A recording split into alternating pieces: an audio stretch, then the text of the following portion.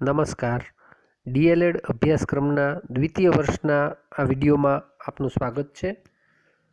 આજે આપણે કોર્સ 4 અ પદ્ધતિશાસ્ત્ર અને વિષય વસ્તુ ગણિત ધોરણ 6 થી 8 એ કોર્સમાં પ્રકરણ નંબર 2 વ્યવહારુ અંકગણિત અને માહિતીનું ઉપયોજન એ પ્રકરણ વિશે વાત કરીશું.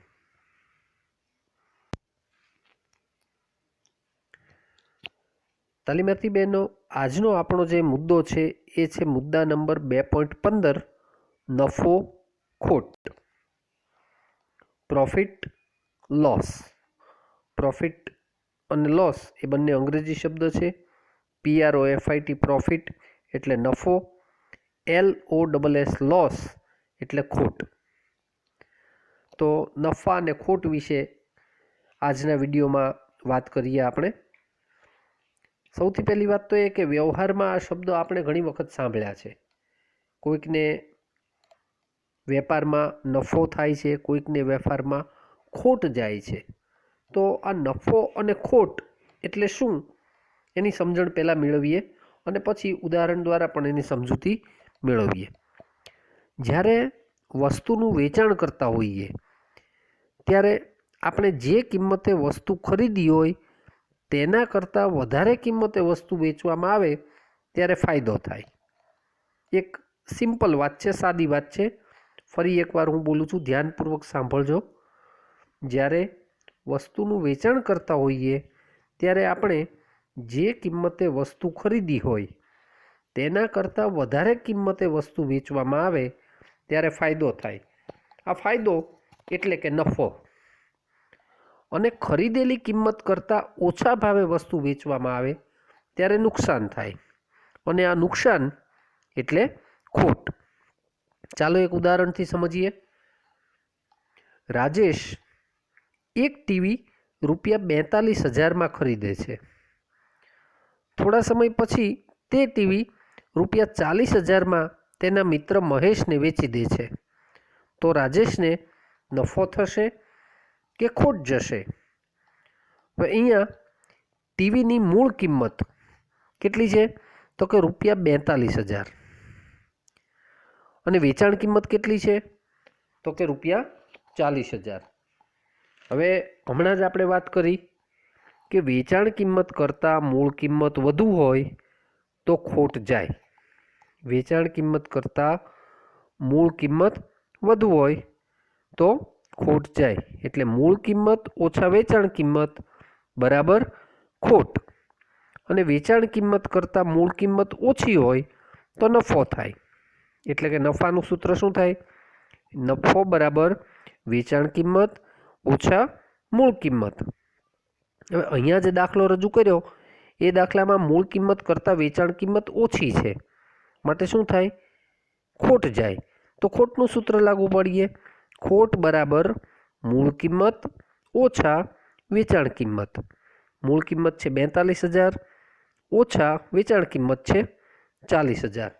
બાદબાકી કરીએ તો શું જવાબ આવે? તો ₹2,000 ખોટ જાય.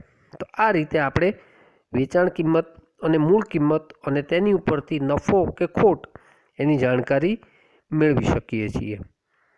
નફા કે ખોટનો વ્યવહારુ ઉપયોગ ઘણો બધો છે. દાખલા તરીકે જમીન, મકાન, કપડાં, દાગીના, દરેક વસ્તુની ખરીદી કે વેચાણમાં નફા અને ખોટને ધ્યાને લઈ અને વ્યવહાર થતા હોય છે. આ ઉપરાંત વળતર કે વટાવ, દલાલી, આ બધામાં પણ નફા અને ખોટનો ઉપયોગ થાય છે. વળી નફો કે ખોટ એ ટકામાં પણ દર્શાવાય છે. બીજો એક મુદ્દો છે જીએસટી. જીએસટી એટલે શું? તો આ ગવર્મેન્ટનો એક નવો અભિગમ છે ટેક્સ બાબતનો. એનું ફૂલ ફોર્મ સમજીએ. જીએસટીનું ફૂલ ફોર્મ છે goods and services tax. VAT વત્તા એસટી એટલે સેલ્સ ટેક્સ. અર્થાત કોઈ પણ વસ્તુ કે સામાન પર લેવાતા તમામ પ્રકારના વેરા હવે એક જ વાર ઉત્પાદક એટલે કે સેવા પૂરી પાડનારને ચૂકવવાનો રહેશે, જેથી ગ્રાહકને વસ્તુ સસ્તી મળશે તેમજ એક જ વસ્તુના ભાવ સમગ્ર દેશમાં એક જ સરખા રહેશે. એટલે આ દ્રષ્ટિએ જીએસટી છે એ અત્યારનો આધુનિક વેરાનો એક પ્રકાર જે છે અને એની સમજણ એ આ પ્રકારની છે. તો તાલીમાર્થી બહેનો, આ જે વાત હતી એ નફા અને ખોટના સંદર્ભમાં હતી.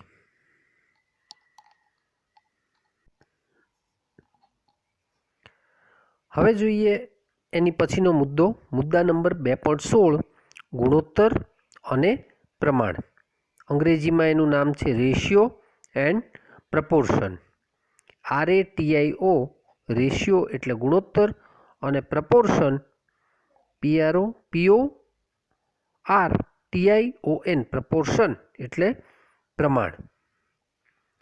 સૌથી પહેલાં મુદ્દા નંબર 2.16.1, ગુણોત્તર એટલે શું એની માહિતી મેળવી લઈએ. ગુણોત્તર વિશે આમ તો આપણે થોડી ઘણી જાણકારી મેળવીએ છીએ કે ગુણોત્તર શું છે.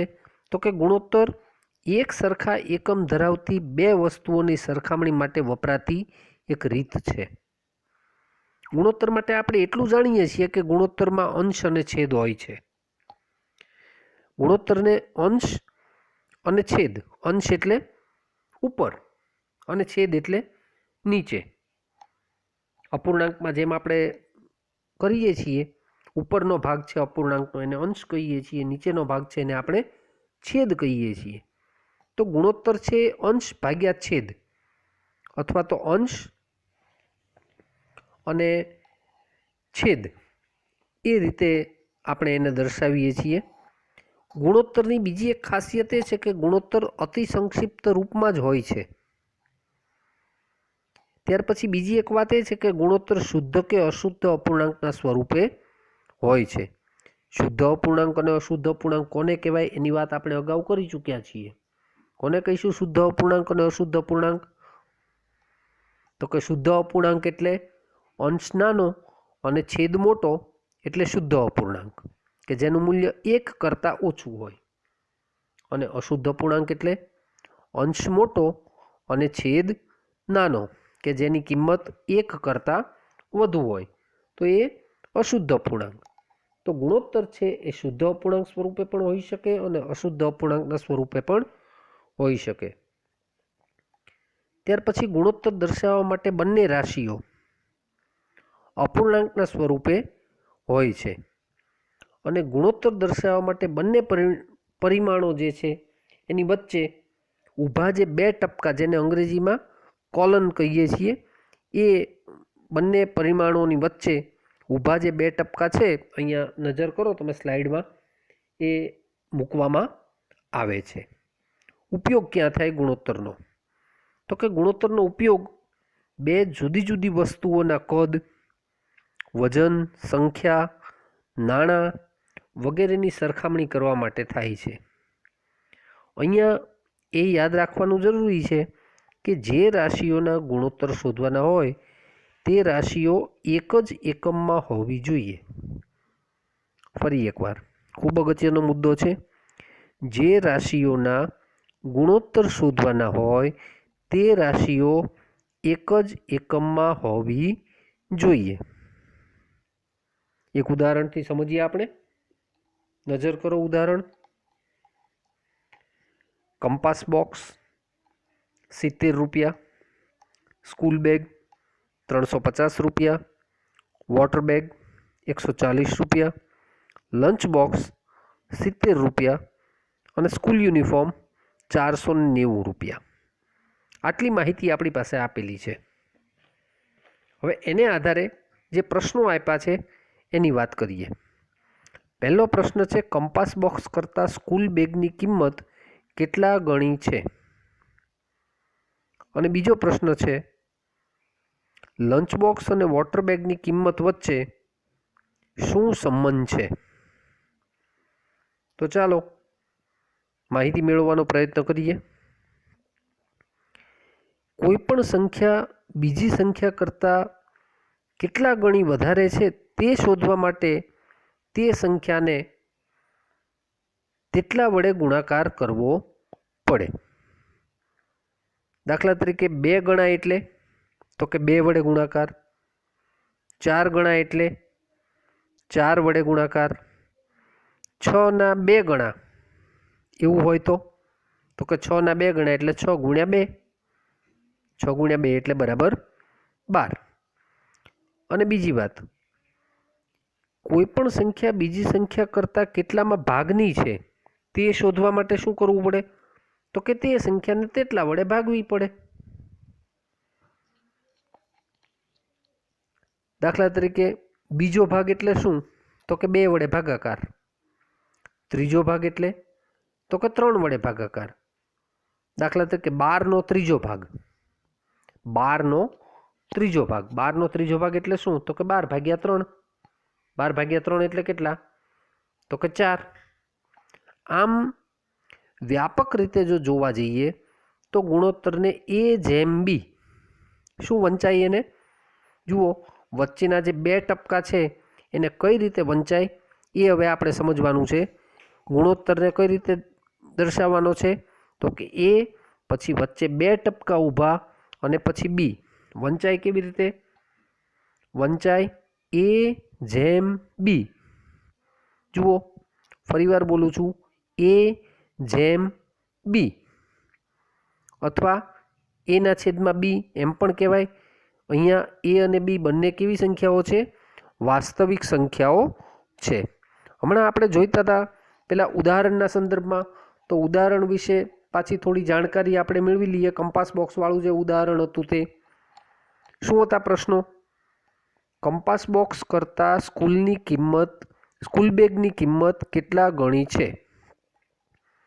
કંપાસ બોક્સની કિંમત કેટલી 70 રૂપિયા અને સ્કૂલ બેગની કિંમત કેટલી 350 રૂપિયા. તો 70ને કેટલા વડે ગુણીએ તો 350 આવે. બંનેમાં નાના 70 મોટા 350 એટલે 70ને કેટલા વડે ગુણીએ તો 350 આવે. તો હવે આ સમજૂતી ઉપરથી તમને ખ્યાલ આવી ગયો હશે કે 70ને જો 5 વડે ગુણીએ તો 350 આવે. એટલે કંપાસ બોક્સ કરતાં સ્કૂલ બેગની કિંમત 5 ગણી વધારે છે. ફરીવાર, કંપાસ બોક્સ કરતાં સ્કૂલ બેગની કિંમત કેટલી છે 5 ગણી છે. અને બીજો પ્રશ્ન શું હતો? લંચ બોક્સ અને વોટર બેગની કિંમત વચ્ચે શું સંબંધ છે? લંચ બોક્સની કિંમત 70 રૂપિયા અને વોટર બેગની કિંમત 140 રૂપિયા. તો શું સંબંધ છે તો કે લંચ બોક્સ કરતાં વોટર બેગની કિંમત બમણી છે અથવા 2 ગણી છે. દરેકને આ મુદ્દાની સમજૂતી હવે મળી ગઈ હશે. આપણે ગુણોત્તરને ફરીવાર યાદ કરીએ. ગુણોત્તર એટલે A જેમ B, એને A જેમ B એમ વંચાય. એકાદ 2 ઉદાહરણ જોઈએ. 3 અને 9નો ગુણોત્તર, 3 અને 9નો ગુણોત્તર એટલે શું તો કે 3/9, 3/9. હવે 3/9 એટલે શું તો કે ઉપર 3 ગુણ્યા 1 અને છેદમાં 9 એટલે તો કે 3 ગુણ્યા 3. સમાન પદો અંશ અને છેદમાંથી દૂર કરીએ 3 3 તો બરાબર કેટલા આવ્યા 1/3 અથવા તો 1/3. 1/3.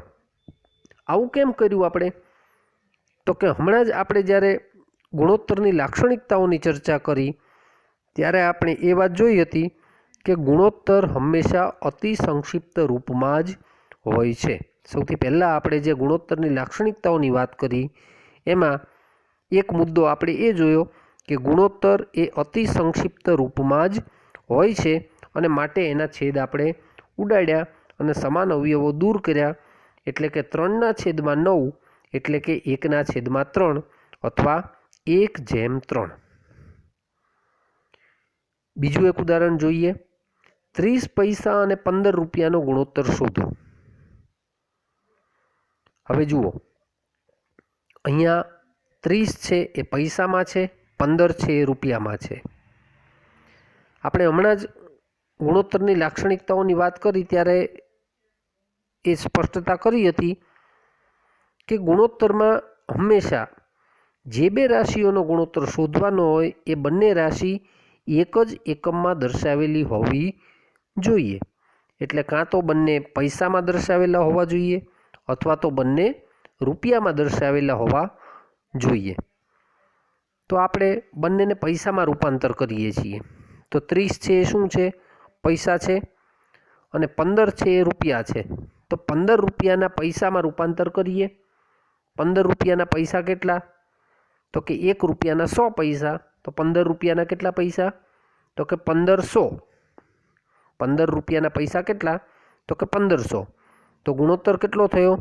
30/1500. સમજો, એક છે એ રૂપિયામાં છે, એક છે પૈસામાં છે. એટલે બંનેને આપણે પૈસામાં રૂપાંતરિત કર્યા છે.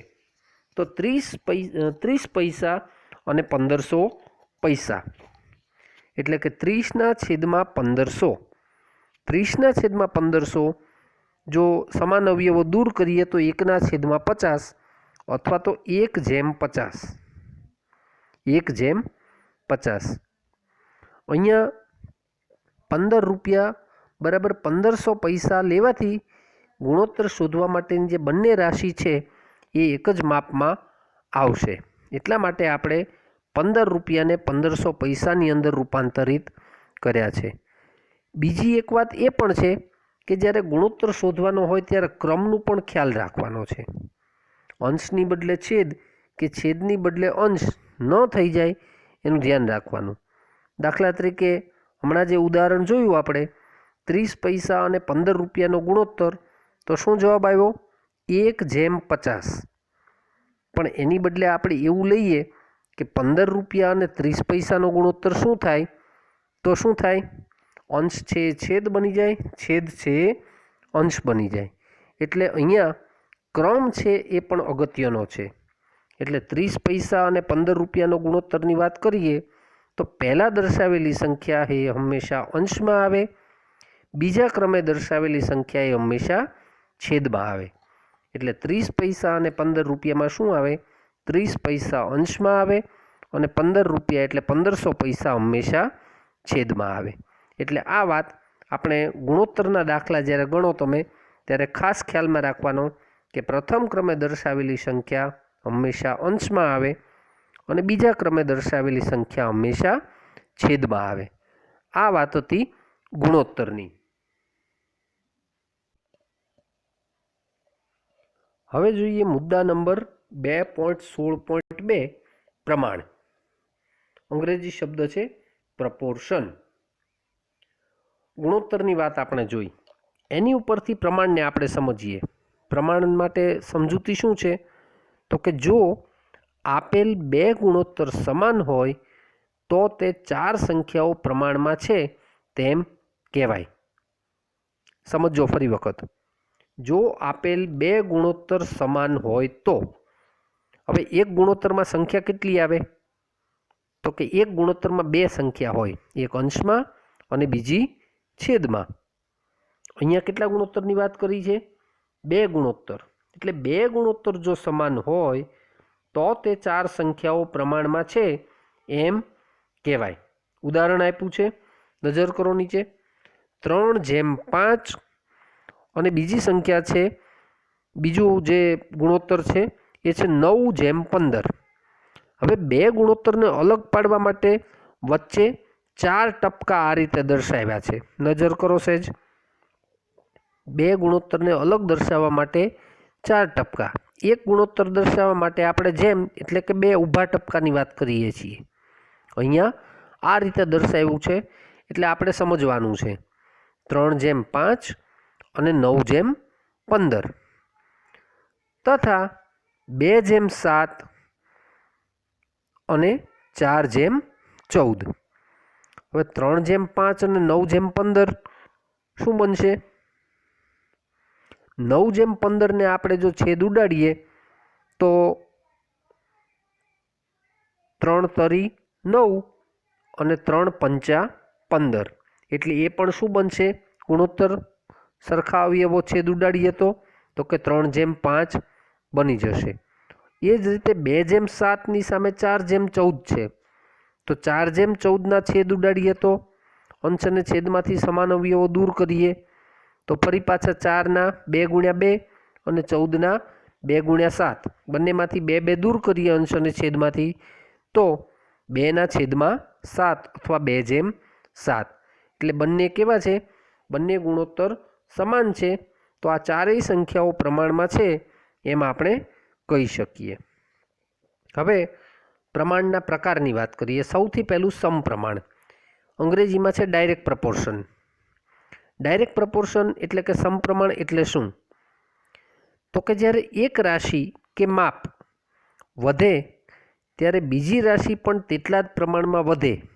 સમજો, સમપ્રમાણ ક્યારે કહેવાય? એક રાશિ કે માપ વધે ત્યારે બીજી રાશિ પણ તેટલા જ પ્રમાણમાં વધે, અથવા તો એક રાશિ કે માપ ઘટે ત્યારે બીજી રાશિ પણ તેટલા જ પ્રમાણમાં ઘટે, તો તે રાશિઓ સમપ્રમાણમાં છે એમ કહેવાય. જુઓ, એક રાશિ કે માપ વધે ત્યારે બીજી રાશિ કે માપ તેટલા જ પ્રમાણમાં વધે, અને એક રાશિ કે માપ ઘટે ત્યારે બીજી રાશિ પણ તેટલા જ પ્રમાણમાં ઘટે, તો તે રાશિઓ સમપ્રમાણમાં છે એમ કહેવાય. ચાલો એક ઉદાહરણ દ્વારા સમજીએ. પહેલું ઉદાહરણ, એક હાર બનાવવા માટે મોગરાના 20 ફૂલ જોઈએ. તો આવા 4 હાર બનાવવા માટે કેટલા મોગરાના ફૂલ જોઈએ? અને બીજું એક ઉદાહરણ, એક મશીનને 3 ઘડિયાળ બનાવતા 15 મિનિટ લાગે છે. તો તે મશીનને 56 ઘડિયાળ બનાવવા કેટલો સમય લાગે?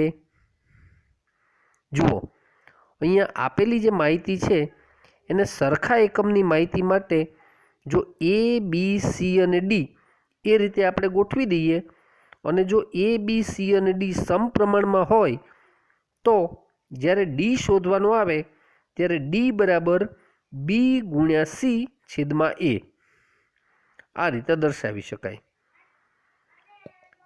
એક ઉદાહરણ જોઈએ.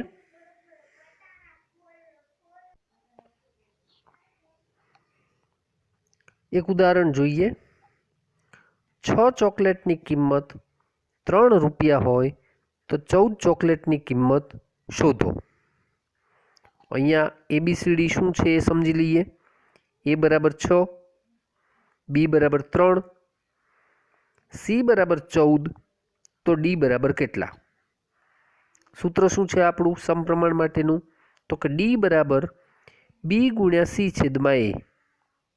આ સૂત્ર લાગુ પાડીએ તો B એટલે 3, C એટલે 14 અને A એટલે 6. છેદ ઉડાડીએ. 3 એકા 3, 3 દુ 6, 2 એકા 2 અને 2 સત્તા 14. કેટલો જવાબ આવ્યો? D બરાબર 7 રૂપિયા. D બરાબર જવાબ આવ્યો આપણી પાસે 7 રૂપિયા. હમણાં જ આપણે જે 2 ઉદાહરણ જોયા એ સમપ્રમાણના ઉદાહરણ છે એમ આપણે કેમ કહી શકીએ? અગાઉ જે ઉદાહરણ આપણે જોયું, એક હાર બનાવવા માટે મોગરાના ફૂલવાળું, એની ઉપર નજર કરો.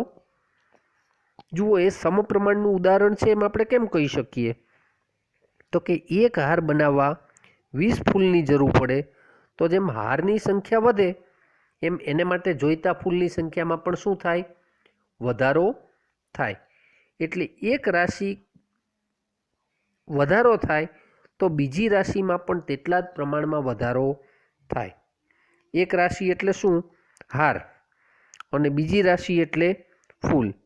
એક હાર બનાવવા માટે જો મોગરાના 20 ફૂલ જોઈએ તો 4 હાર બનાવવાના હોય તો મોગરાના ફૂલ કેટલા જોઈએ? તો હારની સંખ્યા જેમ વધે છે એમ ફૂલની સંખ્યામાં પણ શું થાય? વધારો થાય. એ જ પ્રમાણે બીજું ઉદાહરણ પણ હતું. મશીનને 3 ઘડિયાળ બનાવવા માટે 15 મિનિટ લાગે. એક રાશિ છે એ ઘડિયાળ અને બીજી રાશિ છે એ લાગતો સમય એટલે કે મિનિટ. 3 ઘડિયાળ બનાવવા માટે 15 મિનિટ, તો ઘડિયાળની સંખ્યા વધી, 56 ઘડિયાળ બનાવવાની હોય તો મિનિટ કેટલી? સ્વાભાવિક છે કે જેમ ઘડિયાળનું પ્રમાણ વધે એમ સમયનું પ્રમાણ પણ વધે.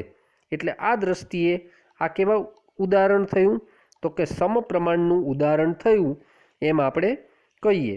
એ જ રીતે હમણાં જે ચોકલેટનું ઉદાહરણ જોયું એની ગણતરી પણ તમે કરી A, B, C અને Dની મદદથી.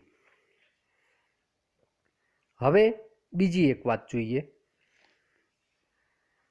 એક છાત્રાલયમાં 100 ક્વિન્ટલ અનાજ છે અને એમાં વિદ્યાર્થીઓ અને વપરાશની વિગત એ અહીંયા આપી છે.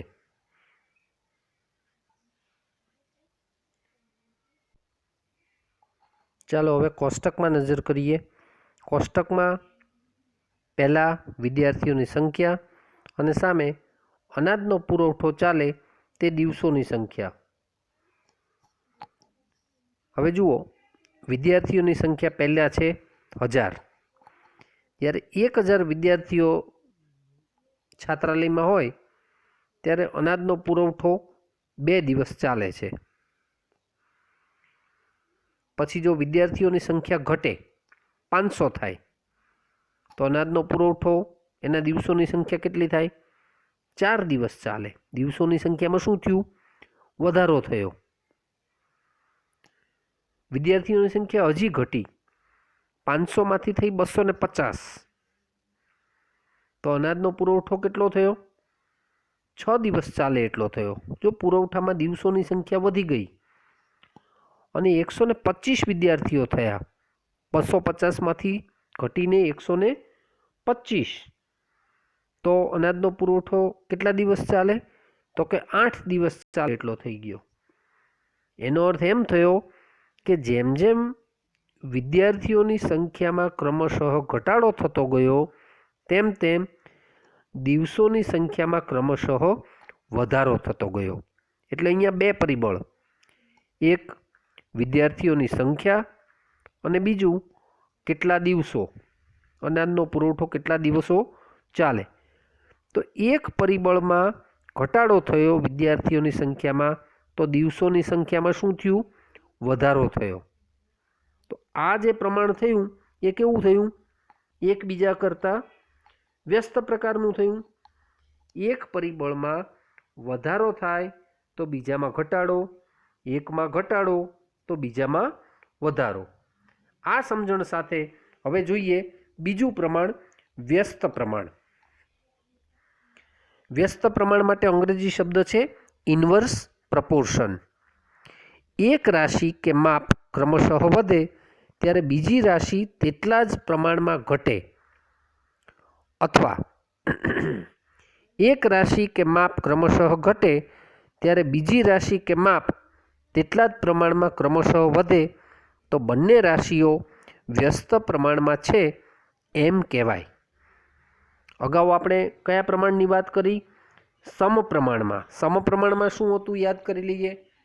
એક રાશિનું પ્રમાણ વધે તો બીજી રાશિનું પ્રમાણ પણ વધે, અને એક રાશિનું પ્રમાણ ઘટે તો બીજી રાશિનું પ્રમાણ પણ શું થાય? ક્રમશઃ ઘટે. વ્યસ્ત પ્રમાણમાં શું છે? એક રાશિનું પ્રમાણ વધે તો બીજી રાશિનું પ્રમાણ તેટલા જ પ્રમાણમાં ઘટે, અથવા તો એક રાશિના પ્રમાણ ઘટે, માપ ઘટે, તો બીજી રાશિ કે માપ તેટલા જ પ્રમાણમાં ક્રમશઃ વધે, તો બંને રાશિઓ વ્યસ્ત પ્રમાણમાં છે એમ આપણે કહીએ. ચાલો એક ઉદાહરણની મદદથી સમજીએ. એક શાળામાં વર્ગમાં કસરત કરાવવા બાળકોની 4 હાર બનાવવામાં આવેલ છે. દરેક હારમાં 9 બાળકો છે. આ જ બાળકોને 9 હારમાં ગોઠવવામાં આવે તો દરેક હારમાં કેટલા બાળકો ગોઠવાય? જુઓ, યાદ રાખો, વ્યસ્ત પ્રમાણમાં આપેલ માહિતીઓમાંથી એક જ માહિતી શોધવાની હોય ત્યારે સરખા એકમની માહિતી એ A અને C, સંબંધિત માહિતી B અને જે શોધવાની માહિતી છે તે. આપણું સૂત્ર વ્યસ્ત પ્રમાણ માટે D બરાબર A ગુણ્યા B છેદમાં C. જુઓ, અહીંયા સૂત્ર યાદ રાખવાનું છે. સમપ્રમાણમાં કયું સૂત્ર હતું? D બરાબર B ગુણ્યા C છેદમાં A. વ્યસ્ત પ્રમાણમાં સૂત્ર છે D બરાબર A ગુણ્યા B છેદમાં C. આ સૂત્રનો તફાવત છે. ડી બંને કિસ્સામાં ડી જ શોધવાનું છે, પણ એ, બી અને સી એ અંશ અને છેદ જે હતો એ બંનેમાં તફાવત છે. અહીંયા ડી બરાબર એ ગુણ્યા બી છેદમાં સી, કારણ કે આ વ્યસ્ત પ્રમાણ છે એટલા માટે. એટલે સૌથી પહેલાં જ્યારે આપણે દાખલો ગણીએ ત્યારે શું સમજવાનું છે કે આપેલા દાખલામાં સમપ્રમાણ છે કે વ્યસ્ત પ્રમાણ, તેની જાણકારી સૌથી પહેલાં આપણે મેળવી લેવાની છે. અહીંયા ડી બરાબર એ ગુણ્યા બી છેદમાં સી. એ એટલે 4, બી એટલે 9 અને સી એટલે 9. એ એટલે 4, બી એટલે 9 અને સી એટલે 9. તો 9 અને 9 અંશ અને છેદમાં છે, છેદ ઉડી જશે તો ડી બરાબર શું મળશે આપણને? 4. ડી બરાબર 4. એટલે કે 9 હારમાં બાળકોને ગોઠવતા દરેક હારમાં 4 બાળકો ગોઠવાય. આ આપણો જવાબ છે. સમજીએ, થોડું યાદ રાખીએ.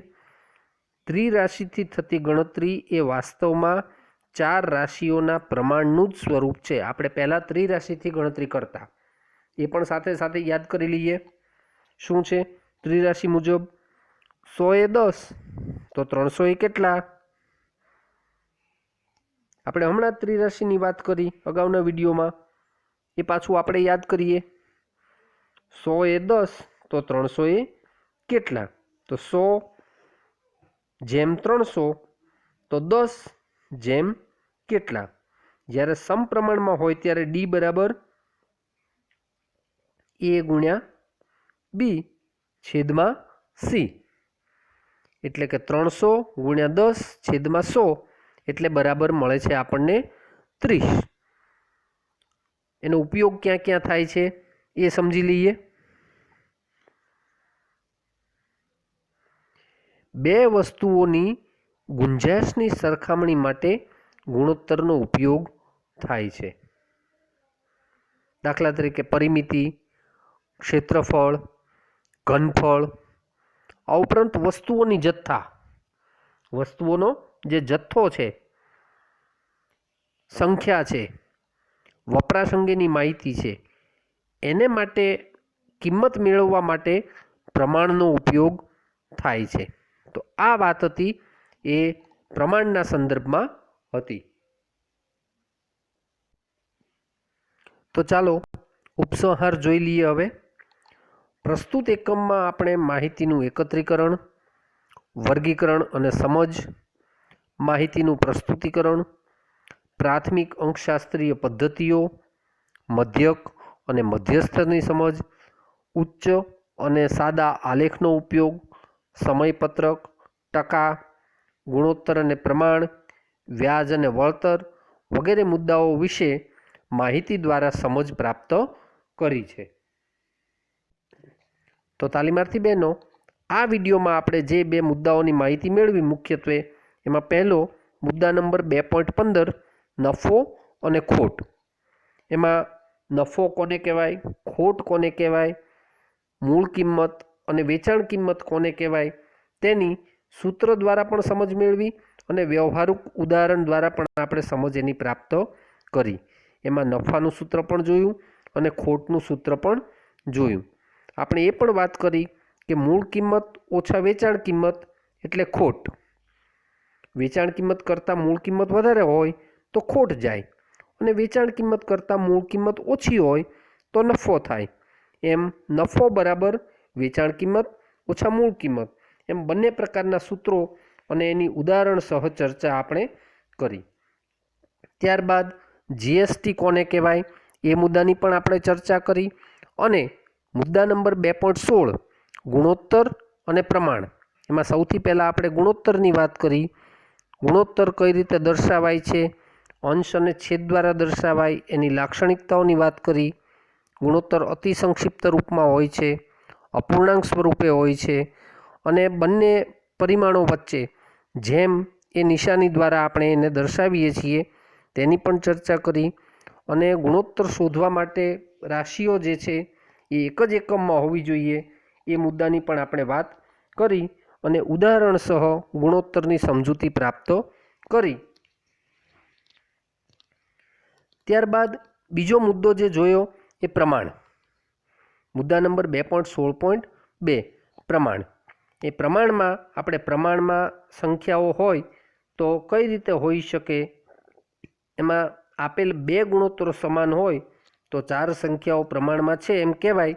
એ મુદ્દાની વાત કરી, તેના ઉદાહરણની ચર્ચા કરી અને ત્યાર પછી પ્રમાણના જે મુખ્ય બે પ્રકારો છે, સમપ્રમાણ અને વ્યસ્ત પ્રમાણ. એટલે કે એક રાશિના વધવા સાથે બીજી રાશિ વધે અને એક રાશિના ઘટવા સાથે બીજી રાશિ તેટલા જ પ્રમાણમાં ઘટે તો સમપ્રમાણ. અને એની પછી એનું ઉદાહરણ A, B, C અને D એ ઉપરથી એની ઉદાહરણની ચર્ચા કરી. એ જ રીતે બીજું જે પ્રમાણનું પ્રકાર છે વ્યસ્ત પ્રમાણ.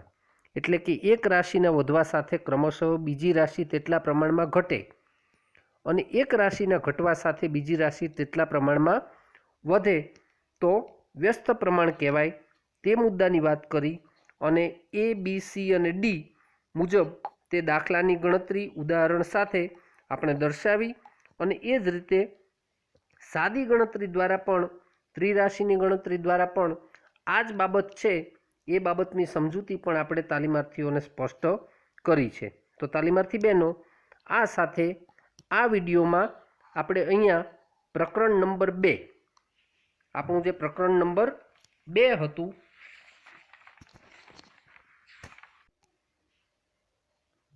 વ્યવહારુ અંકગણિત અને માહિતીનું ઉપયોજન, એ પ્રકરણ નંબર 2 અહીંયા આપણે પૂરું થયેલું જાહેર કરીએ છીએ. તમામ મુદ્દાઓ એના આપણે વિડીયોમાં પૂરા કર્યા છે, તે અત્યારે આપણે પૂરા કરીએ છીએ અને હવે પછી આપણે નવા પ્રકરણમાં નવા મુદ્દાઓની વાત લઈ અને ફરી પાછા વિડીયોમાં મળીશું.